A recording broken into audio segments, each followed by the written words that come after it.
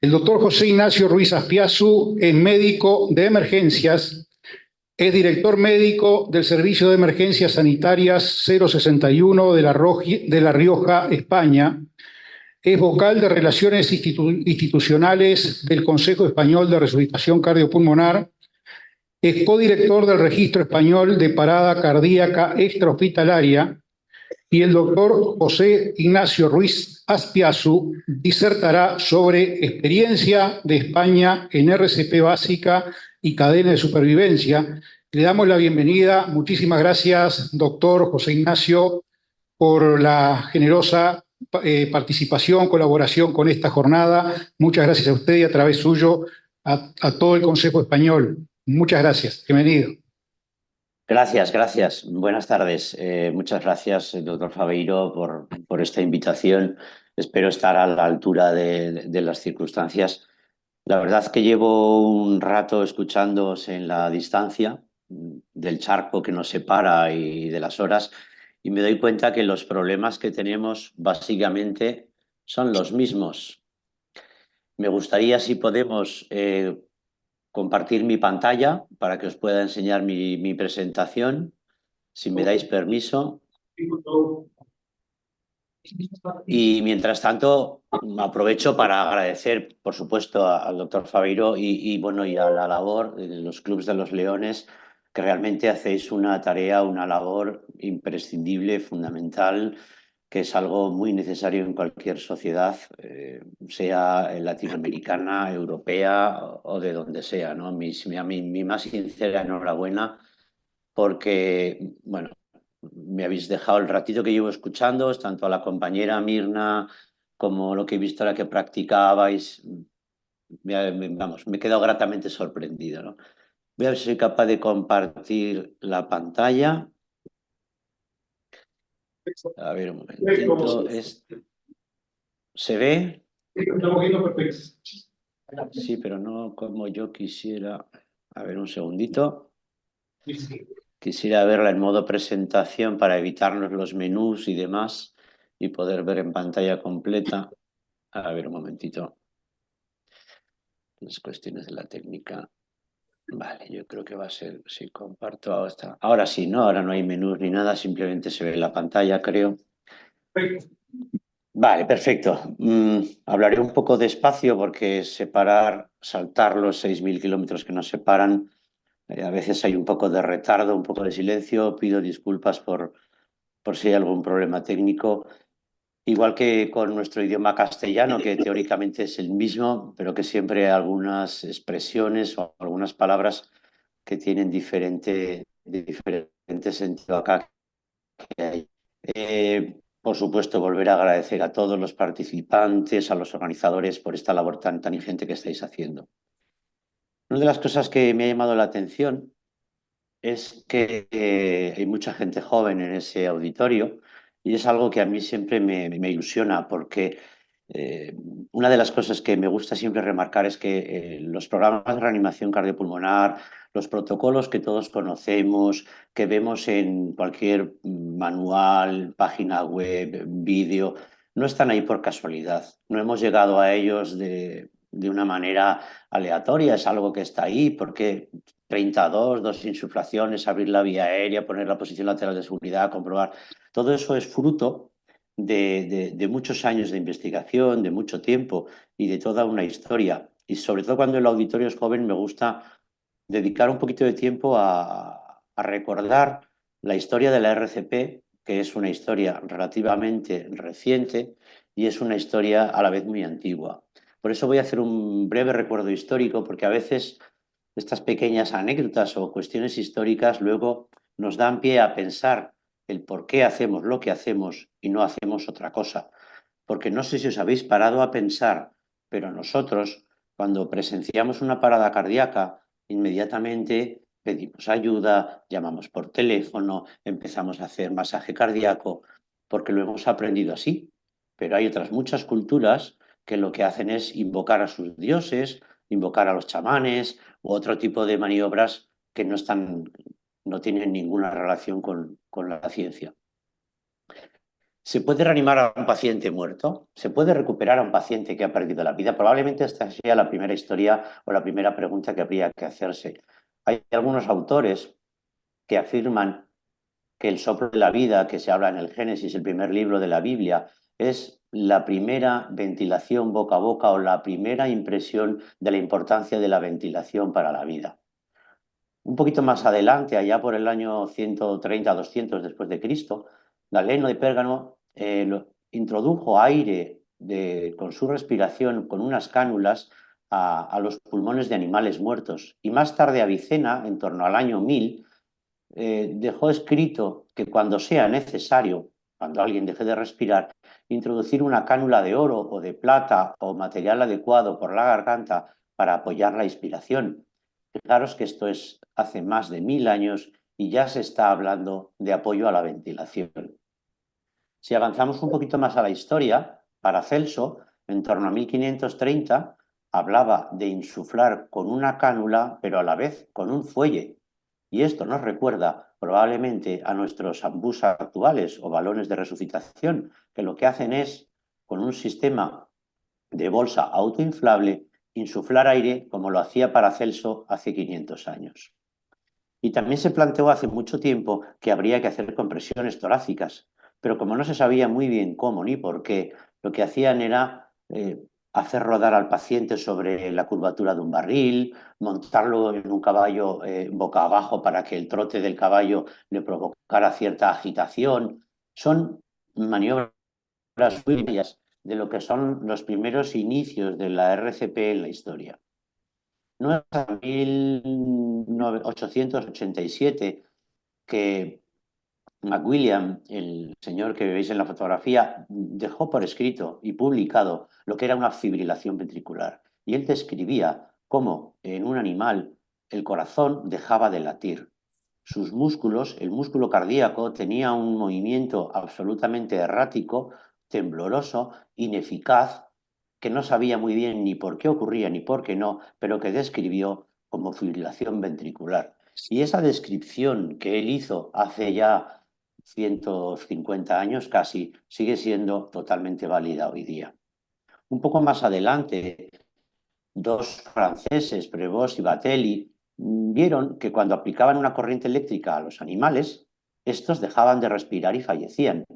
Pero vieron que aunque dejaban de respirar, su corazón seguía latiendo de manera fuerte y eficaz, al menos durante sus primeros minutos. Y vieron y comprobaron que ese animal, si se le aplicaba algún tipo de apoyo ventilatorio, de respiración asistida, podía sobrevivir y podía salvar su vida. Es el primer eslabón o el primer intento de hacer una ventilación asistida. Avanzando un poquito más a la historia, en el año 1947, ya estamos menos de un siglo, esto es en la historia prácticamente ayer mismo, el doctor Beck, cirujano, durante una intervención a tórax abierto, intentando corregir una malformación congénita de una mujer joven, presenció una fibrilación ventricular relativamente frecuente entonces por los anestésicos que se utilizaban y la desfibriló con esa máquina que vemos en la tan rudimentaria que nos puede parecer que vemos en la fotografía y que es de alguna manera el primer desfibrilador del que tenemos constancia, aunque fuera un desfibrilador intraquirúrgico de quirófano y para un corazón abierto, es decir, con un tórax abierto y aplicado directamente sobre las paredes del pericardio. Sin embargo, un poquito más tarde, en el año 56, ya estamos a tan solo 70 años de vista, en el año 56 de los presentes en la sala creo que no había nadie, pero todos seguro que conocemos ya personas que en el año 56 habían nacido. El doctor Zoll, que da origen a lo que hoy es una marca, por lo menos en Europa y creo que también en América, de desfibriladores, monitores, etcétera, fue capaz de realizar la primera desfibrilación a través de un tórax cerrado, es decir, aplicando sobre un tórax normal y corriente en la piel una corriente eléctrica, fue capaz de terminar con una fibrilación ventricular. Hemos hablado un poquito del apoyo ventilatorio, de esos intentos por ventilar, hemos hablado un poquito de desfibrilar ¿Y de dónde salen las compresiones torácicas? Pues las compresiones torácicas salen de otros dos médicos, de Kugenhoe y Kiekerbok, que hace poco más de 50 años se plantearon que para hacer una compresión torácica adecuada no era necesario abrir el tórax. Nuestros colegas de aquella época pensaban que había que abrir el tórax y hacer masaje a corazón abierto, hacer masaje con las manos directamente el corazón. Esto, que nos puede parecer una locura, en Europa lo hemos vivido hace pocos años. Hace unos 10 años en España hubo un intento pionero de hacer toracotomía de emergencia para hacer masaje cardíaco directamente sobre el corazón en situaciones extremas de parada cardíaca refractaria. El programa prácticamente se ha desechado porque, lógicamente, como comprenderéis, tiene muchas complicaciones y muchos problemas. Bueno, pues nuestros compañeros de hace tan solo 70 años ya vieron que se podía hacer un masaje eficaz desde la cara externa, que no hacía falta abrir el tórax. Y fijaros que en esta imagen que tienes eso, lo que os he comentado, unos 70 años, ellos ya colocan las manos en el mismo sitio donde las ponemos ahora, en el tercio inferior del esternón. Quizás no se colocan de la misma manera. Hemos aprendido que es mejor colocarse de rodillas, perpendicular, poner un talón de la mano sobre la otra, pero el principio básico de la reanimación, de la cardiocompresión torácica, es el mismo. Fijaros en las gráficas de al lado cómo eran capaces de medir la presión de la arteria femoral en función del masaje cardíaco. Y en la imagen inferior podemos ver cómo la presión llegaba a hasta 80 milímetros de mercurio haciendo un masaje torácico con el tórax cerrado. Esto, aunando los esfuerzos de unos y de otros y estudiando a unos y otros, llevó a que en 1961 el doctor Peter Safar, un médico de Pittsburgh, con otros compañeros, hicieran lo que algunos pensamos que es la primera guía de reanimación cardiopulmonar avanzada. En esa primera guía se dan tres pasos o se habla de tres periodos diferentes. Una primera fase en la cual hay que ayudar a que haya oxigenación adecuada en el cerebro. Ya entonces nuestros colegas, y ahora lo tenemos meridiano, muy claro, sabemos que necesitamos continuamente oxigenar el cerebro, porque si no, nuestro sistema nervioso fallece en pocos minutos y si fallece el sistema nervioso es muy probable que la persona fallezca y si no fallece y se recupera quedará con graves secuelas. Por eso hoy día tenemos muy presente no solamente la supervivencia, sino la supervivencia con buen estado neurológico. Y fijaros cómo en esta primera guía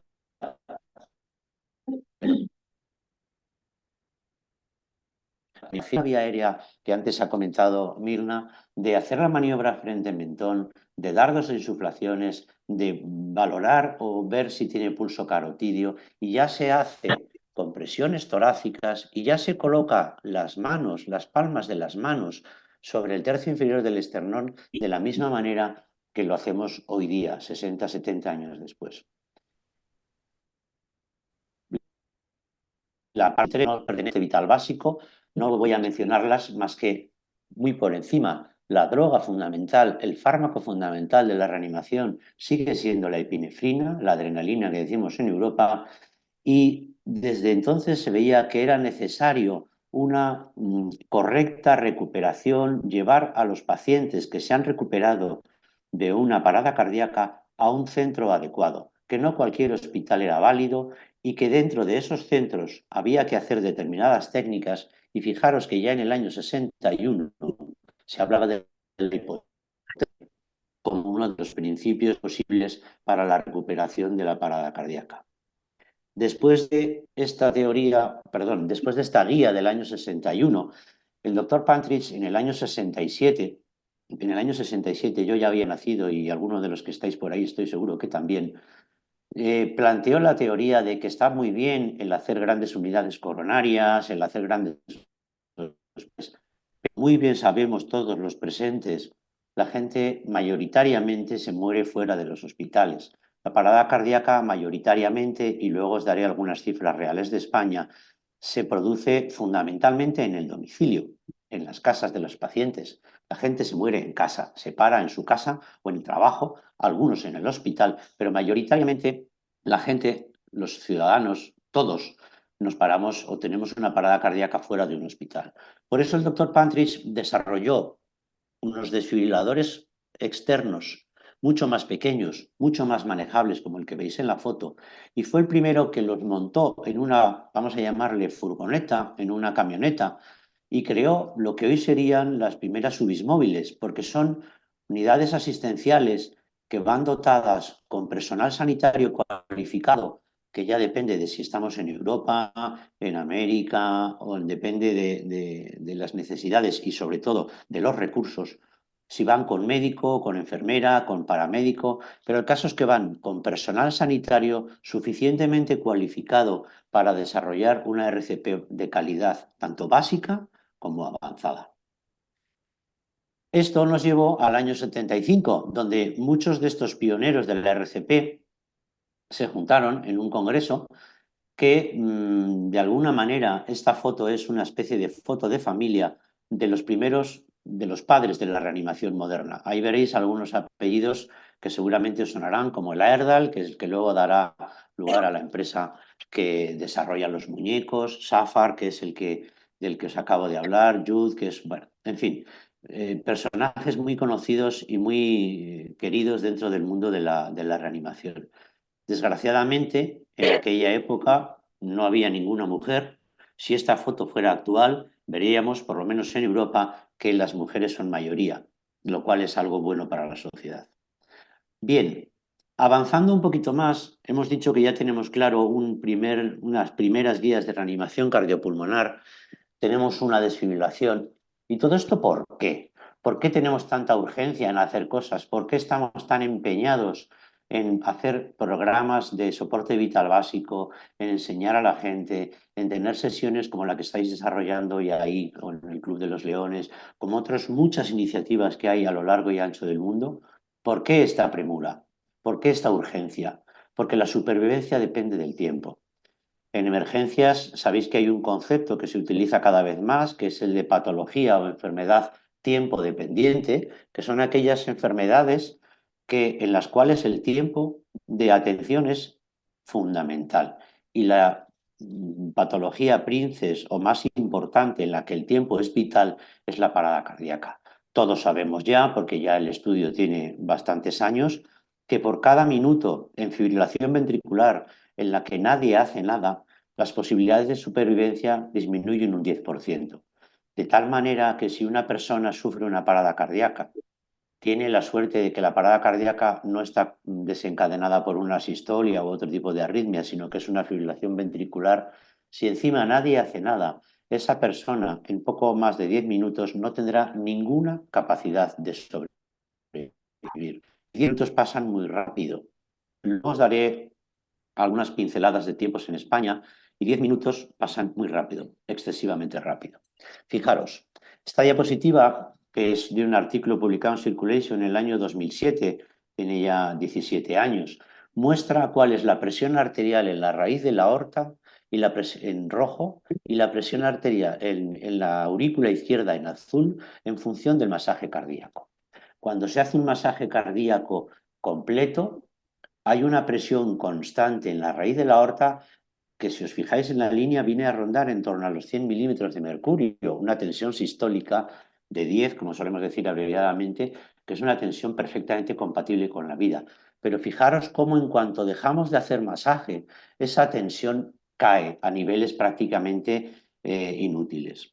Por eso, a raíz de este estudio y otros similares, en los últimos en el hospital básico, hacer aprender cardíaco. Aquí a mí me gusta hablar de compresiones, porque en castellano español el masaje suena más un poco a algo placentero, a algo relajante, es algo donde uno va a un spa que le den un masaje o va a su fisioterapeuta que le den un masaje. No se trata de ese tipo de masaje. Hay que hacer compresiones, como ha dicho antes la compañera Mirna, hay que hundir el tórax 5 centímetros y todos los que hayáis hecho una reanimación con vuestras manos sabéis que hay que hacer fuerza y que uno se cansa. Bien, pues la importancia del masaje cardíaco, de las compresiones torácicas, es esta. Hay que mantener un flujo circulatorio de sangre que sea capaz de seguir llevando el aporte de oxígeno necesario al cerebro para que no perdamos las funciones cerebrales en el caso de que consigamos recuperar ese corazón. Vale. Una vez aclarado el por qué tenemos que hacer esas compresiones torácicas, el por qué tenemos que ventilar, el por qué tenemos que darnos mucha prisa, tenemos que empezar a pensar que esto lo tenemos que enseñar a todo el mundo, que esto lo tenemos que difundir a todo el mundo. Y para ello nos sirven todos los medios. Insisto, el público que mayoritariamente nos preside es joven, ellos han nacido con el smartphone casi en el bolsillo, con internet en sus manos. Los que ya tenemos una edad como yo, cuando éramos jóvenes como ellos, no conocíamos prácticamente ni la existencia de internet. ¿A dónde quiero llegar? Hay que aprovechar todos los medios a nuestro alcance para difundir la enseñanza de la RCP básica. Fijaros, en este artículo del año 2001 de Circulation se viene a decir que la reanimación por testigos y asistida por teléfono aumenta la supervivencia en la parada cardíaca. Es decir, cuando una persona detecta una parada cardíaca que no sabe nada de medicina ni de asistencia de urgencias y no sabe que realmente lo que está presenciando es una parada cardíaca, pero sabe que tiene un teléfono de urgencias al que llamar, es obligación del sistema, de la persona que está al otro lado del teléfono, detectar que eso puede ser una parada cardíaca y animar al testigo a que inicie la reanimación bajo las guías que él le va a ir diciendo por teléfono. Luego os enseñaré un algoritmo que utilizamos en España y que está en todos los centros de coordinación de emergencias. Con un paso más allá, este artículo anterior era del año 2001, en el año 2015 se publicó este otro estudio del uso de la telefonía móvil para alertar voluntarios reanimadores, algo que ya ha salido un poquito antes también en el ratito que yo he estado escuchando, y es otro apoyo de la tecnología que permite geolocalizar y localizar a voluntarios reanimadores que estén cerca de una parada cardíaca. Geolocalizando la parada cardíaca con las antenas de telefonía, los centros de emergencia del 112 en Europa, del 911 en América o el que os corresponda en Uruguay, pueden localizar dónde se encuentra esa parada y pueden lanzar una alerta por SMS a una serie de personas que voluntariamente se hayan apuntado a ese programa y que les llegará un aviso a su teléfono diciendo parada cardíaca en tal punto o en tal dirección e incluso a través de Google Maps les indicará cómo llegar de la manera rápida para poder atender a esa persona. Y un poquito más allá todavía tenemos algo que está aparentemente en la ciencia ficción, pero que en algunos países del norte de Europa ya se utiliza, que son los drones que transportan desfibriladores, de tal manera que si una persona sufre una parada cardíaca en un lugar que esté menos accesible o a un tiempo superior a 10 minutos de un centro urbano, de una situación, de una cercanía con una ambulancia o de una asistencia, se le puede enviar un dron como el que veis en la foto de arriba a la izquierda, con un desfibrilador. El dron suelta el desfibrilador con un paracaídas y en ese desfibrilador, aparte del propio desfibrilador, lleva un sistema de manos libres de comunicación directa entre el desfibrilador y la central de coordinación. A este respecto, y os lo comento porque ha salido antes en una de las sesiones, hay un problema técnico según algunos fabricantes entre utilizar desfibriladores y a la vez intercomunicadores telefónicos, porque algunos fabricantes dicen que hay cierto riesgo de que las ondas produzcan interferencias. Y por eso la opción, porque estamos adoptando todos, es unir un desfibrilador con un teléfono móvil, pero por separado, es decir, estar en la misma caja, pero son dos aparatos totalmente diferentes. Bien, esta es otra posibilidad otra alternativa, otro futuro que puede parecer un poco lejano, pero que en España se está empezando a utilizar en las playas. En las playas de España, sabéis que España es un país que tiene mucha costa, que tiene mucho turismo de playa, y en España se están utilizando ya en algunas playas del Levante drones para transportar desfibriladores y drones para transportar salvavidas a personas que se están ahogando. Esto lo veremos en el mundo entero en los próximos años, seremos testigos todos. Adelante. Un paso más de recuerdo, las cadenas de supervivencia. Me habéis pedido que os hable un poco del soporte vital básico, de la cadena de supervivencia y las experiencias en España. La cadena de supervivencia del soporte vital básico no ha cambiado. La primera cadena de supervivencia que tenemos en la parte superior de la imagen es la que se publicó por primera vez en 1980 y que tiene 3 eslabones del soporte vital básico. El primero es la alerta precoz, el segundo es el masaje cardíaco, la RCP básica de alta calidad, y el tercero es la desfibrilación precoz. El cuarto es la asistencia especializada. Si vemos el último eslabón, perdón, si vemos la última cadena de supervivencia publicada en las guías del año 21, las últimas en vigor, ya no son 4 eslabones, son 6, pero los eslabones del soporte vital básico son los mismos.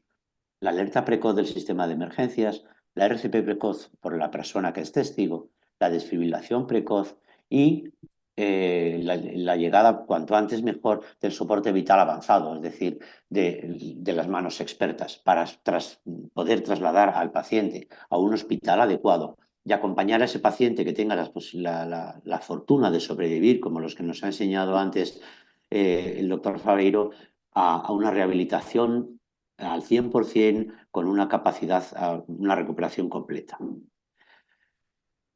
Y el último, digamos, idea o el último término que se está utilizando últimamente, que se está dando mayor importancia, sobre todo a raíz de las guías del 2015, es el primer minuto.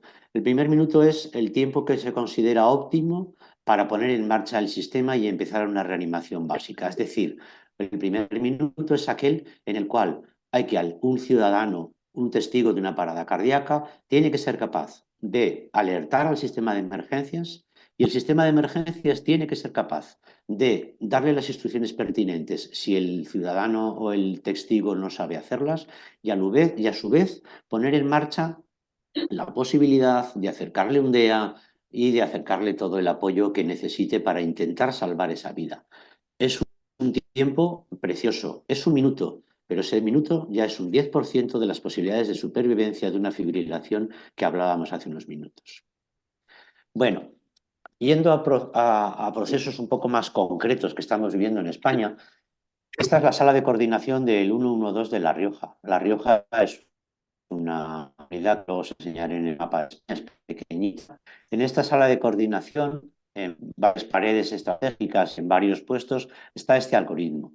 Este algoritmo que fue diseñado por la Sociedad Española de Cardiología, la Sociedad Española de Medicina Intensiva, por el Consejo Español de RCP, por varias sociedades científicas, recuerda al teleoperador la necesidad de pensar si se está enfrentando a una parada cardíaca. Y si se está enfrentando a una cardíaca, el ciudadano, ¿qué es lo que hacer? ¿Qué es lo que le tiene? ¿Cómo le tiene que orientar? ¿Cómo le tiene que aconsejar? Para que ese ciudadano sepa o no sepa, con nuestras instrucciones, sea capaz de iniciar una RCP básica precoz y ojalá eficaz para conseguir una mayor supervivencia. Y fijaros, en un metaanálisis de muchos estudios publicados que abarca más de 250.000 paradas cardíacas recogidas, se revisa o se concluye que la RCP asistida por teléfono es un papel muy positivo para la parada cardíaca extrahospitalaria y que es eficaz para mejorar la RCP básica, la supervivencia y la recuperación de la circulación espontánea antes de que llegue la atención especializada y, por tanto, se pueda trasladar al paciente hacia un centro hospitalario. Con lo cual, primera idea que me gustaría transmitir, la RCP telefónica es fundamental, tiene que estar integrando parte de nuestros algoritmos, de nuestro pensamiento, de nuestra formación, sobre todo los que nos dedicamos a la emergencia y los que trabajamos a veces en centros de coordinación. Avanzando un poquito más, fijaros si es importante en la RCP telefónica que en las últimas guías del año 21 se intentó hacer, como hay mucha literatura, se publica mucho, se escribe mucho y se investiga mucho, los que diseñaron las guías quieren transmitir mensajes cada vez más concretos, más sencillos, para que sean los que calen a la sociedad. Y los mensajes de los conceptos esenciales de los sistemas que salvan vidas. Uno de ellos, el 5, es la asistencia telefónica a la RCP. Pero fijaros, de los 5, 4 son de soporte vital básico. El 1 es lo que estamos haciendo ahora mismo, sensibilizar a la población en RCP y desfibrilación, es decir, dar formación. Insisto, lo que hacéis vosotros, lo que hacéis con el Club de los Leones, lo que hacéis con jornadas como la de hoy, lo que se hace en las escuelas, lo que hacemos aquí en las escuelas, que luego os enseñaré un poquito, sensibilizar a la población. No puede servir de excusa, como a veces, por desgracia, podemos escuchar en nuestra coordinación, que el ciudadano te llame y te diga, es que no sé qué hacer, es que no sé lo que tengo que hacer, vengan ustedes, que ustedes son los que tienen que ayudar, yo no sé, eso no puede ocurrir. El punto 2 también lo hemos mencionado, hay que utilizar las tecnologías, hay que diseñar aplicaciones. Luego os hablaré también brevemente de Ariadna, que es una aplicación española para geolocalizar desfibriladores.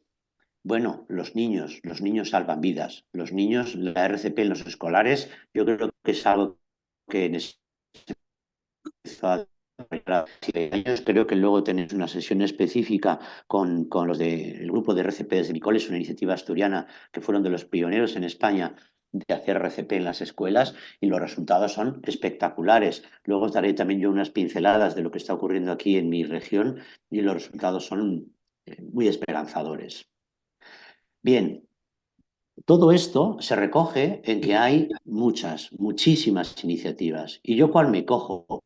Pues lo que más te guste. Os presento algunas de las muchas que se están desarrollando en España. Os dejo esta 30 segundos más porque la vais a ver este verano. En España, en Europa, igual que en Uruguay y en Latinoamérica, hay muchísima afición al fútbol. Pues la UEFA, la Unión Europea de Fútbol, ha hecho un acuerdo con la Unión, con el ERC, la Liga Europea de Reanimación, para que este año en la Eurocopa haya publicidad estática y haya en los descansos y mucha publicidad implicando a la gente a que hay que formarse en RCP. Se va a dar entrenamiento, hay una plataforma web ya creada y en funcionamiento que si tenéis tiempo y ganas podéis buscar, en la que uno puede practicar incluso RCP con su jugador de fútbol favorito de los europeos. Esta es una iniciativa que ahora mismo está todavía sin salir mucho a la luz pública, pero que este verano os llegará porque este va a ser algo que se va a publicitar, pues es como os digo, a lo largo de la Eurocopa de este verano. RCP desde mi cole, lo que luego os contarán. El RCP en la Escuela de la Sociedad Española de Cardiología, los medios de comunicación, la prensa, la televisión, la radio, los canales de comunicación, las plataformas, las redes sociales, Twitch, Instagram, Facebook, YouTube, todo. Hay que aprovechar todos los medios a nuestro alcance para difundir las iniciativas sobre reanimación cardiopulmonar. Fijaros, en España, haciendo una búsqueda acotada en Google de RCP básica, nos salen más de 166.000 resultados solo de España y en menos de 0,16 segundos. Eso es una cantidad de información que tenemos que difundir, aumentar y llevar a todas partes. Sigo, hay muchos planes y dejo por último el del Consejo Español del RCP, del que formo parte, que también una de nuestras misiones fundamentales es difundir todo lo que tenga que ver con la RCP básica, con la parada cardíaca. Sé que en Uruguay también estáis haciendo muchas cosas. Me he encontrado buscando por internet cosas de la Cruz Roja, de educación, de Corazón Celeste y, por supuesto, insisto, el programa Salvador que estamos participando hoy, que me parece una iniciativa maravillosa. Avanzo un poco más. Otra iniciativa muy concreta que hay, la RCP en las escuelas. Llamarla como queráis. He puesto ahí una docena de nombres que salen utilizando la inteligencia artificial. Da igual, fijaros. La Rioja, esto es el mapa de España. Lo que está en rojo es la comunidad de La Rioja. Es la comunidad autónoma que viene a ser como la región más pequeña de España. Somos 330.000 habitantes. Hay unos 40.000 escolares y unos 5.300 profesores de educación obligatoria. El año pasado firmamos un protocolo de acuerdo con la Consejería de Educación, con los responsables de educación, de tal manera que hemos implantado un programa que pretende formar a todo el profesorado en tan solo 4 años, para que ese profesorado cada 2 años a sus alumnos les dé unas nociones básicas de al menos 1 hora en reanimación cardiopulmonar básica.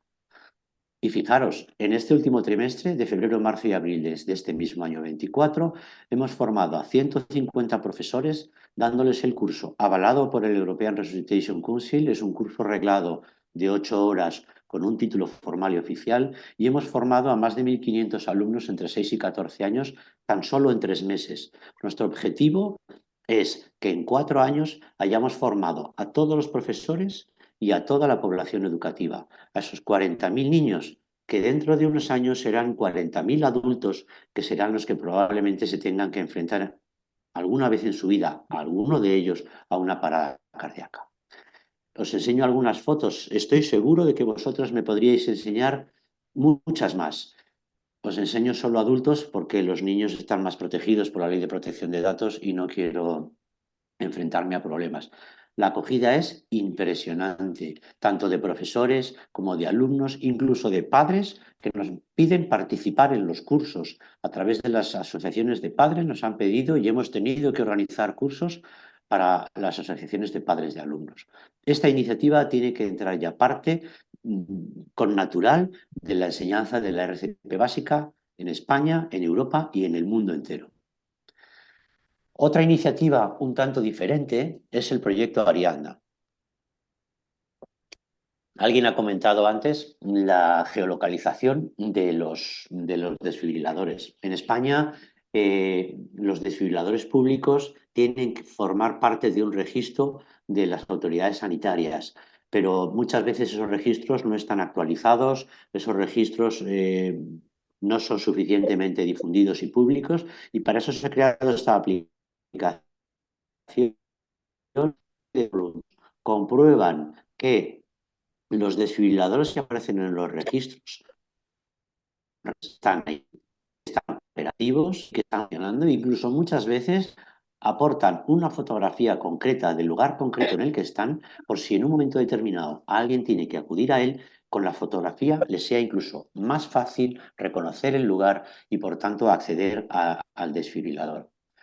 Hay un estudio recientemente publicado, creo recordar que la semana pasada, sobre el gamberrismo o la falta de cuidado de los desfibriladores en lugares públicos, que demuestra que la inversión de desfibriladores en lugares públicos merece con creces lo poco que se pueda deteriorar por mal uso, por gamberrismo o etcétera. De nada sirve tener, como por desgracia a veces tenemos, un desfibrilador en un centro educativo porque es obligatorio, el código del mail. No nos sirve para mucho. Bueno, pues la aplicación Ariadna, que es parecida en Uruguay, lo que pretende es eso, mantener al día ese registro y que voluntariamente la gente colabore y participe. Hay otras más.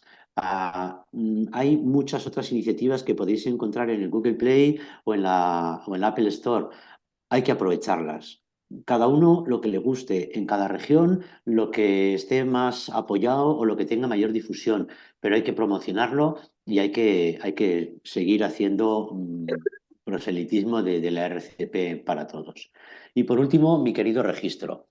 Oscar es un registro español de parada cardíaca extrahospitalaria que se empezó hace 12 años por iniciativa del doctor Rosell. El doctor Rosell es un médico de emergencias que se acaba de jubilar, que con sus medios y con su ilusión y su entusiasmo consiguió que se crear una red dentro de los servicios de emergencias de España, que los servicios de emergencias de España recogieran cómo se atiende en España a las paradas cardíacas hospitalarias. La manera de orar es medir. si no sabemos lo que hacemos, si no sabemos si los desfibriladores que ponemos en la calle utilizan, si no sabemos que los que hacen reanimación la hacen bien o no la hacen bien, si no sabemos cuánto tarda una ambulancia en llegar al lugar, si no sabemos dónde se para la gente, si en su casa o si en el hospital, no podremos implementar, no podremos mejorar. La finalidad del registro es crear ciencia. Os voy poniendo algunos artículos de fondo. Es crear ciencia para mejorar, crear ciencia para poder decir, miren, hay que poner los desfibriladores en este tipo de sitios, miren, hay que dar más cursos de reanimación, miren, hay que hacer tal o cual medida y con esto podemos medir. Y como ejemplo concreto de medida, os voy a presentar un dato muy concreto. Fijaros cómo se ha desarrollado el soporte vital básico por testigos en España. En el año 2013, que fue el primer corte que hicimos de Oscar, solamente el 18% de los pacientes que sufrieron una parada cardíaca fuera de un hospital, alguien había hecho algo por ellos. En el año 2022, es decir, 10 años después, ya son casi el 40%. Incluso la incidencia. En el año 2013 la incidencia era el 18%. En el año 2022 es del 24%. ¿Se mueren más en el 2022 que en el 2013? No. Simplemente hay más cultura y por lo tanto se avisa y se preavisa más a los servicios de emergencia y por lo tanto se recogen más casos. Esto está publicado en la Revista Española de Emergencias. Si tenéis curiosidad, recoge un poco todos los datos de cómo es la parada cardíaca que atendemos los servicios de emergencias en España. Y voy a acabar porque a veces también me pongo a hablar y no sé parar. Me gustaría transmitiros 4 ideas muy básicas. La primera es que el soporte vital básico es imprescindible y fundamental en la cadena de supervivencia. Os he dado unas pinceladas al principio, luego os dejaré una imagen que espero que no se os olvide. Debemos de implicar a la población general por todos los medios que podamos a aprender maniobras de RCP básica. Hay mucha gente que te dice cuando das un curso, pero esto si a mí no me va a pasar nunca, si yo tengo ya 40 años, sobre todo cuando das formación a adultos, dice yo tengo 40 años y nunca me ha pasado esto para cuando me pase se me habrá olvidado. Pues a lo mejor sí, pero yo siempre les digo lo mismo. Esto es como andar en bicicleta. Si tú aprendes, nunca se olvida. Aunque igual te pases 5 años sin montar en bicicleta, si has aprendido a andar en bicicleta, coges una bicicleta y eres capaz de dar unas pedaladas. Por eso hay que implicar a la población, hay que enseñar a la mayor cantidad de gente posible las maniobras de RCP básica. Hay que aumentar el número de desfibriladores. Decíamos al principio que la fibrilación ventricular disminuye sus posibilidades de supervivencia 10% por minuto y en ese porcentaje está muy implicado el desfibrilador. Los desfibriladores tienen que ser muchos, pero tienen que estar en sitios donde la gente sepa que están. Hay que anunciarlos, hay que ponerlos en las plazas de los pueblos, en los sitios de paso. Cuando tú vas a un aeropuerto o a una estación de autobuses, el desfibrilador tiene que estar en un sitio visible, casi como si fuera, o más incluso que si la típica estatua o imagen de quien inauguró ese monumento, ese edificio, tiene que estar en un sitio principal, porque si está escondido en un armario, en la oficina de un conserje, no sirve de mucho.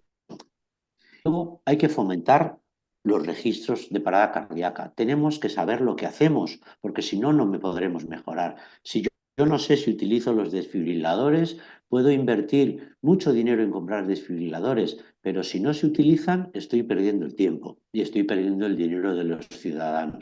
Y por último, me gustaría dejaros esta imagen. Quedaros con esta imagen en la cabeza porque es una representación gráfica visual de la importancia o el peso que tiene cada uno de los 4 eslabones en las posibilidades de supervivencia. Y fijaros que el eslabón con diferencia más gordo, más enorme, es el primero. Reconozca usted la parada cardíaca, ponga en marcha, avise al servicio de emergencias, es lo más importante. Y detrás de eso, inmediatamente, póngase usted a hacer masaje cardíaco de compresiones torácicas de calidad. Y fijaros, los otros dos, la desfibrilación y el soporte vital avanzado, son fundamentales, pero si no están los dos primeros, eh, no vamos a llegar a tener los dos últimos. Quedaros con esta imagen para valorar la importancia que tiene la RCP básica y la difusión de esta enseñanza, de este conocimiento a la población en general. Y acabo dándoos las gracias y dejándonos una imagen aérea de Logroño. Esto es Logroño, la parte más cercana es el hospital de San Pedro, y toda la parte de atrás, y bueno, y parte que no se ve es la ciudad de Logroño. Nada más. Muchísimas gracias a todos por vuestra atención y espero que os haya quedado claro que hay que difundir y que hay que hacer la RCP básica. Muchas gracias.